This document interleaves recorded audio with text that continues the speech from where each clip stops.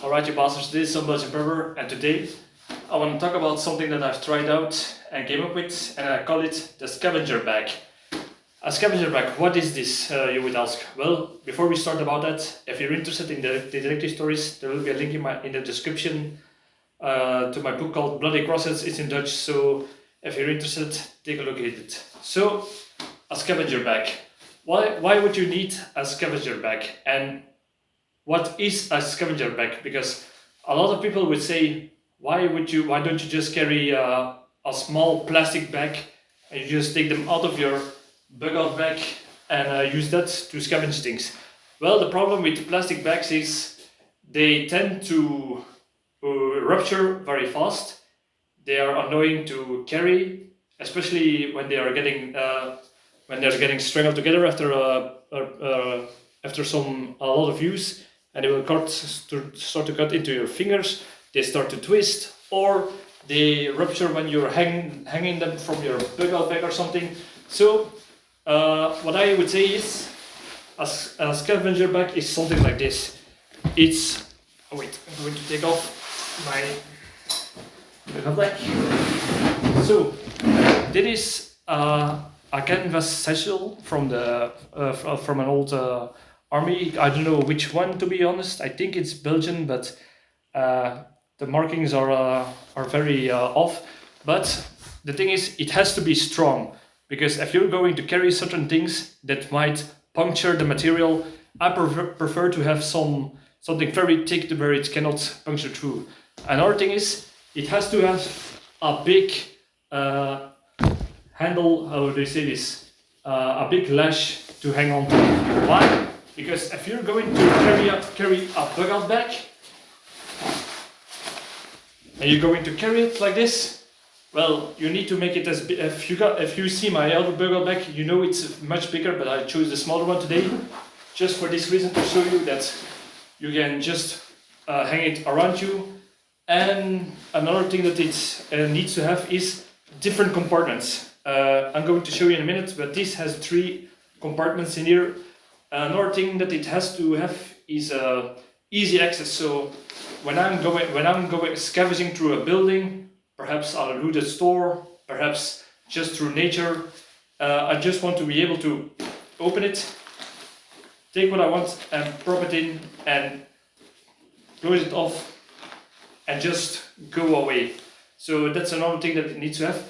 Another important factor is it has to be collapsible. Oh. Well, that was a blooper. It has to be collapsible. Why? Because you're not going to carry your scavenging bag just together with your bag. So you have to collapse it, make it empty, collapse it, and put it inside of your bug out bag. And you're just going to take it out when you think you're going to need it.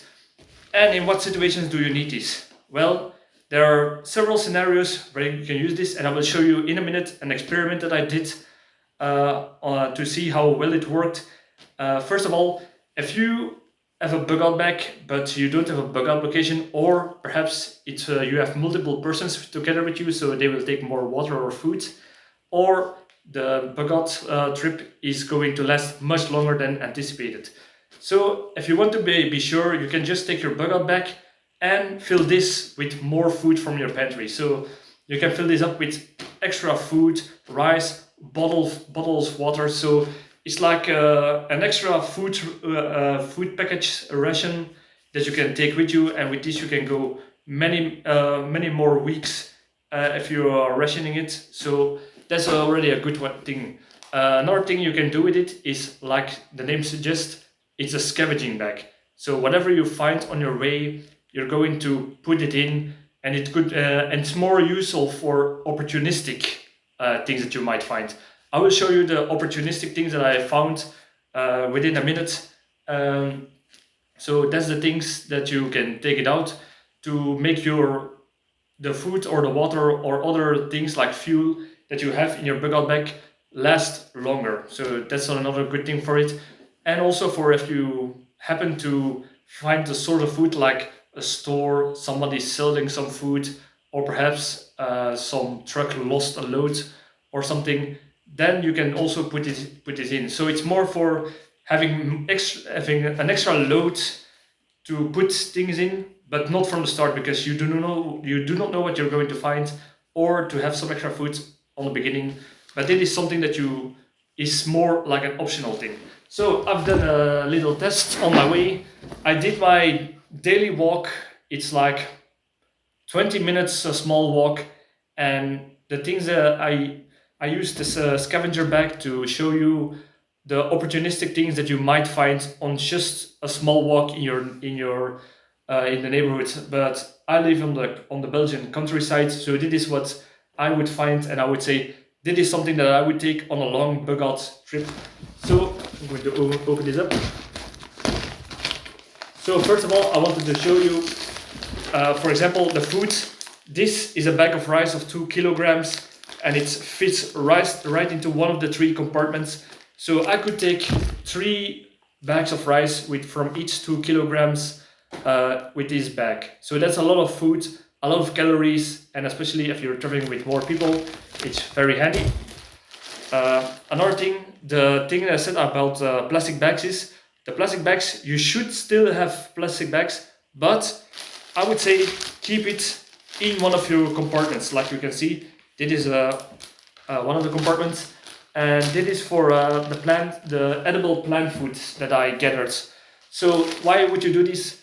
First of all, plant foods is usually a little bit moist, so you don't put things in your bag that might turn into fungus later on, or make the bag wet, or if you caught some game, like for example, if I would have had my other bug out bag, and I would have my air pistol in it, I could have shot a few birds on the small walk that I had. So if you have caught a bird, yeah, you don't want to put it together with the other items that it might get blood on them, moist, or something else dirty, like some dirt in their feathers or from their intestines or something. So you can always put some plastic bags inside of your scavenger bag to separate and make sure that the moist or blood does not contaminate the other stuff. So for example, I'm going to show you what I found. I need to be careful because some things here are a little bit sticky. These are just a few examples. Where is it? A stinging nettle? Oh, here.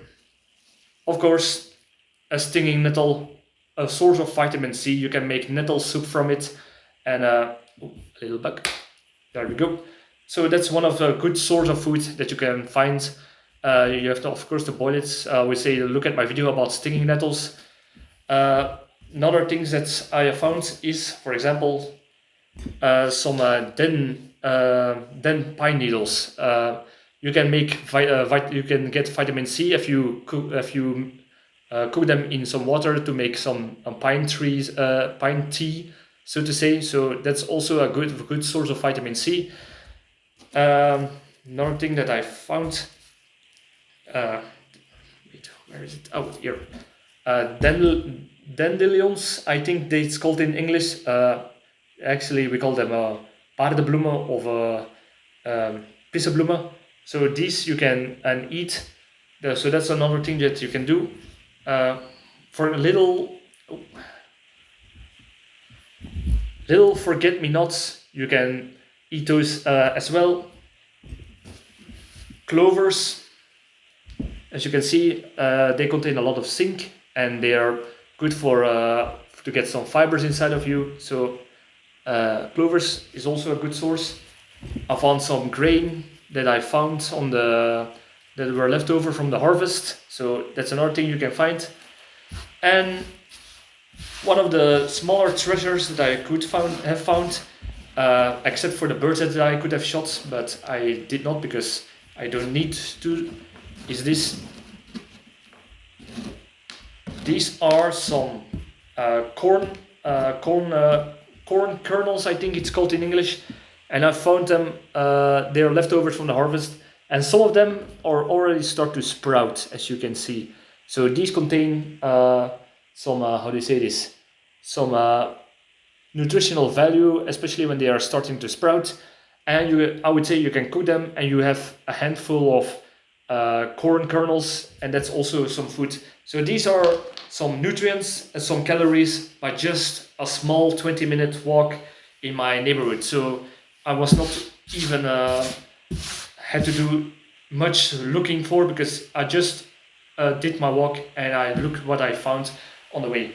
Another treasure that I found, this is another pine tree, are these pine cones. So these cones, if you see, you can open these up, get the pine seeds out of it, and you can boil them, and then you also have calories.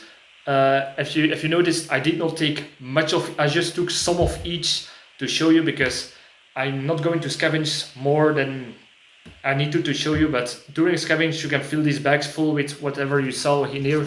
Another thing you can do with these pine cones is, if you're lucky, they are containing some larvae, and those are a source of proteins, but you have to be lucky to find them in these.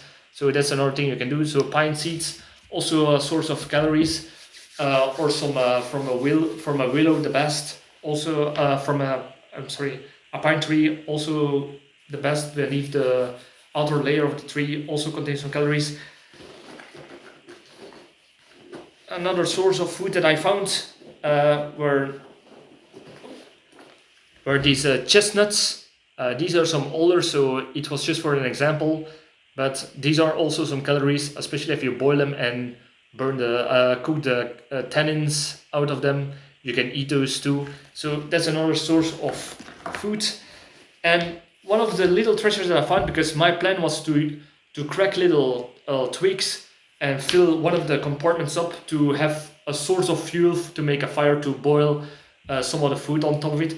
But I found something better. I was walking next to the railroads, and I discovered these. These are coal, and yeah, they must be from an old train or something. But I will show you.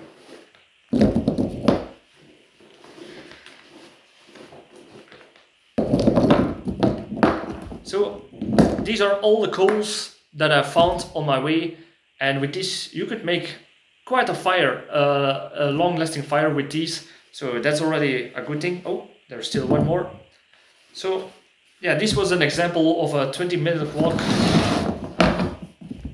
I'll show you like this.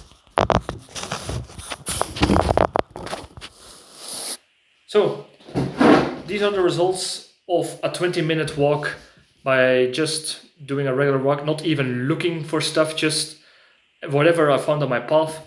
And as you can see, now that the bag is empty, I can show you, if you're going to, why it needs to be collapsed back. So only with this, that is not that big. It will not take much room in your bug out bag, and that way you can save some space and have something better than just a plastic bag that might rupture very easily. So, and also if you want to carry some heavier stuff, it's also very good. So there's I would say, if you know any other uses or ideas for a scavenger bag, please let me know. I'm always eager to learn new things or some other ideas. Leave a like, a good comment, or subscribe, whatever, and all that good stuff. And if you get any other ideas that I must try out, please let me know. Perhaps I will try out that idea, and we'll see how it will work. So this was one of the new ideas. So I think I'm done. So like, subscribe, and all that good stuff, and see you in the next video. Cheers.